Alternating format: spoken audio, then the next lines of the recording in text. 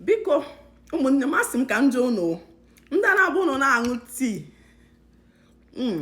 ụnụ ada esuru bred n'ime tii were aṅụ ka si atọ m ka ezi mbọsị enwere usoro esi aṅụ tii ị na-aṅụ tii itinye bred n'ime tii were ṅụ ka ezi ụtọ ya ọ na-atọwa isi atinye ọ na-atọ m since ụmụazị m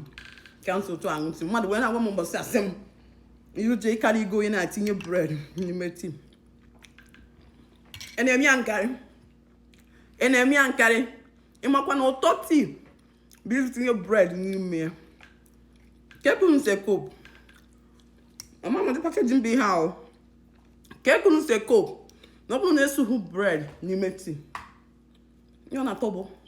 mbịanwụ enyo m ọ na-atọsi ifo ọ na-atụwa m ntị ndị mewe n'iwe ma eme pakeji na ahụ maka metinye bred n'ime tii wee ṅụ ọ na-atọ m ụtọ o wee bụrụ nke bred eti n'ime microwave ị try ya na nke bred eti n'ime microwave try it and thank me later ọ na-adị ka bred esi na bakery wee bupụta fresh hot iwe tinye n'ime tii ọ na-atọ isi bred n'ime tii bad combo ihe ha try combo a ị na-eme isi ihe